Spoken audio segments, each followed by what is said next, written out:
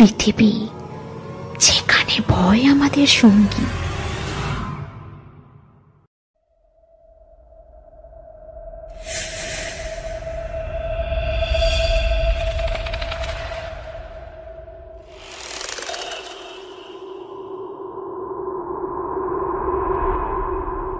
অন্ধকার রাত, কুয়াশায় ঢাকা রাস্তা, আর কানের ভিতর শোনা যায় অজানা কিছু নিঃশ্বাস।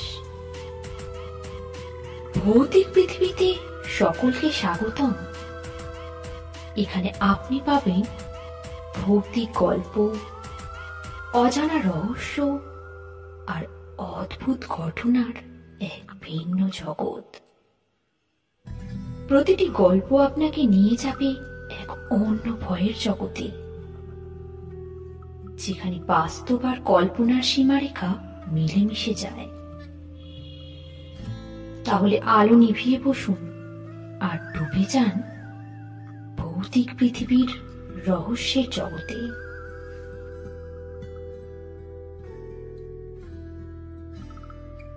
তালা খুলতেই একটা আষ্টি গন্ধ এসে ঝাপটা মারল সুদীপার নাকে।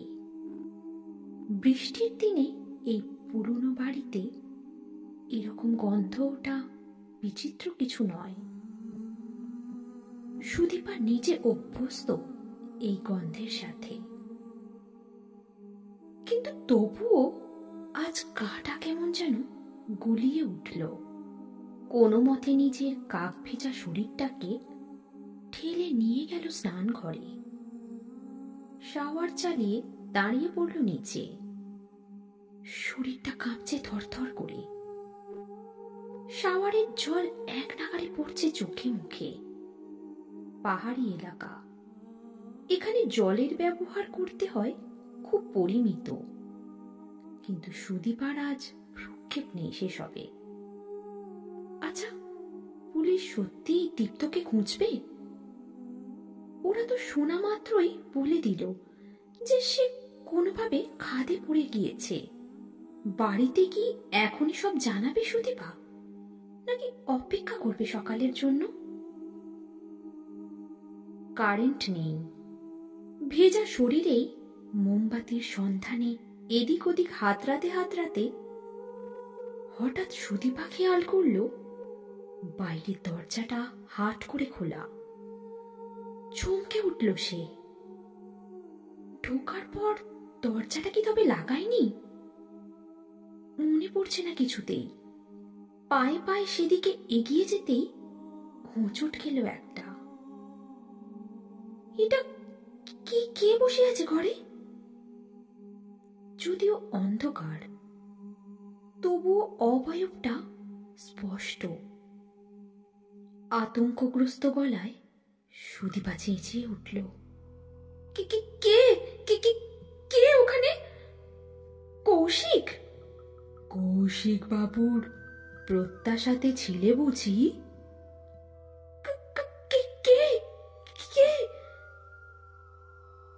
চিনতে তো ঠিকই পেরেছ সু।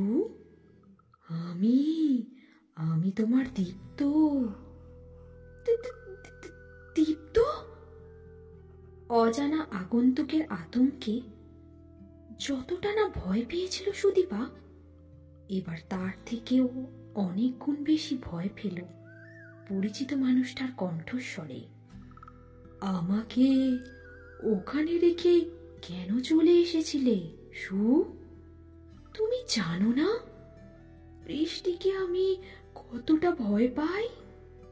সুদীপা জানে দীপ্ত কতটা ভয় পায় বৃষ্টিকে। আজ থেকে বছর 7 আগে এক ভয়ঙ্কর বৃষ্টির দিনেই তো গাছের ডাল পড়ে লোকটা সারা জীবনের মতো পঙ্গু হয়ে গিয়েছিল। দীপ্ত হুইল চেয়ারটা ঠেলে এগিয়ে আসছে ওর দিকে। গলাটা শুকিয়ে যাচ্ছে সুদীপার। দীপ্ত এসে দুহাত দিয়ে জড়িয়ে ধরল ওকে। ওর ভেজা শরীরটা শীতল স্পর্শে কেঁপে উঠল। তুমি ফিরলে কি করে দীপ্ত?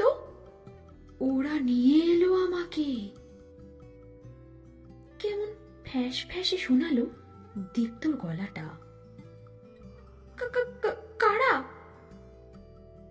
আশেপাশে ওদের দেখতে পাচ্ছ না? না না, কাদের কথা বলছো তুমি? ওই যে আধারের বাসিন্দা যারা, যে আধারে আজ তুমি আমাকে ফেলে এসেছিলে। দীপ্ত! চিৎকার করে উঠল সুদীপা। তোমায় ছাড়া যে আমার এক মুহূর্ত চলে না সু। আমাকে ফাঁকি দিয়ে কোথায় পালাবে ভেবেছিলে? না না! দীপ্তর বাহু বেষ্টনী ছাড়িয়ে পালাবার চেষ্টা করল সুদীপা, কিন্তু পারল না এক চুলও নড়তে।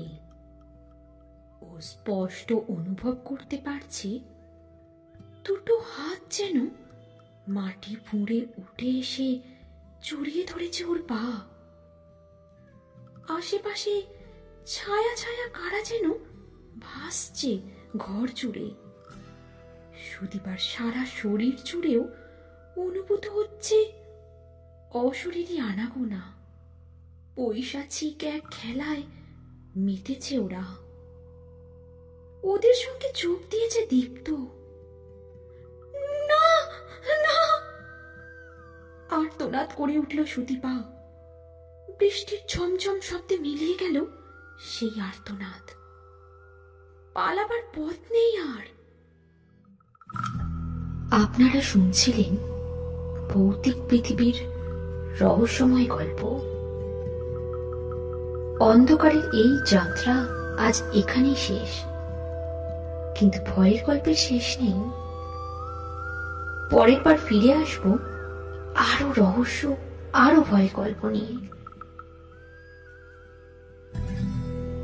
ততক্ষণ পর্যন্ত অন্ধকারে সাবধানে থাকুন। আর ভিডিওটি ভালো লাগলে লাইক, শেয়ার আর সাবস্ক্রাইব করতে ভুলবেন না। ভৌতিক পৃথিবী, যেখানে ভয় আমাদের সঙ্গী। আজ তাহলে এই পর্যন্তই। প্রত্যেকে ভালো থাকবেন, সুস্থ থাকবেন।